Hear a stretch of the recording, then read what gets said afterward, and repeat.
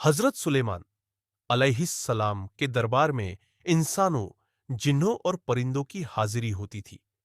एक दिन उन्होंने अपनी सभा में देखा कि हुदहुद परिंदा हुपो नदारद है।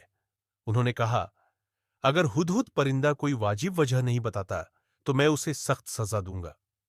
कुछ देर बाद हुदहुद आया और कहा, ऐ अल्लाह के नबी, मैं एक ऐसी जगह से खबर लाया हूं जिसका आपको इल्म नहीं। मैंने एक औरत को देखा जो सबा, यमन की मलिका है। उसका नाम बल्कीस है। वो एक बहुत बड़ी हुकूमत करती है और उसके पास हर तरह की दौलत और ताकत है। लेकिन अफसोस, वो और उसकी कौम सूरज की पूजा करते हैं, अल्लाह की नहीं। हजरत सुलेमान अलैहिस्सलाम ने हुदहुद की बात सुनकर बल्कीस के पास एक खत भेजा। खत में लिखा था, अल्लाह के नाम से जो बहुत मेहरबान और रहमत वाला है। सुलेमान की तरफ से यह पैगाम है कि अल्लाह को मानो, उसकी बंदगी करो और सूरज की पूजा छोड़ दो। जब मलिका बल्कीस ने खत पढ़ा तो उसने अपने वजीरों से मशवरा किया। उन्होंने कहा कि वो जंग भी कर सकते हैं, लेकिन बल्कीस ने सोचा कि पहले सुलेमान अलैहिस्सलाम की नीयत समझनी चाहिए, इसलिए उसने उनको बहुमूल्य तोहफे भेजे।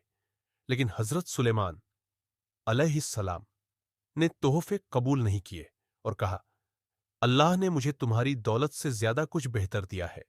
अगर तुम अल्लाह की इबादत नहीं करोगी तो हम तुम्हारे खिलाफ जंग करेंगे। जब बल्किस खुद हजरत सुलेमान अलैहिस्सलाम से मिलने चली तो हजरत सुलेमान ने जिन्हों से कहा कि उसका तख्त, सिंहासन यरूशलम लाया जाए। एक जिन्न ने कहा, मैं तेरा तख्त इतनी जल्दी ला सकता हूं कि तू अपनी जगह से उठे उससे पहले वो यहां होगा। लेकिन हजरत सुलेमान अलैहिस्सलाम के एक वजीर ने, जिसे अल्लाह ने खास इल्म दिया था, कहा, मैं तेरा तख्त इतनी जल्दी ला सकता हूं कि तू अपनी आंख झपकने से पहले वो यहां होगा। और फिर पलक झपकते ही बल्किस का तख्त हजरत सुलेमान अलैहिस्सलाम के पास मौजूद था। जब बल्किस आई तो उसे अपना तख्त देखकर हैरानी हुई। उसने समझ लिया कि हजरत सुलेमान अलैहिस्सलाम सिर्फ एक आम राजा नहीं, बल्कि अल्लाह के सच्चे नबी है।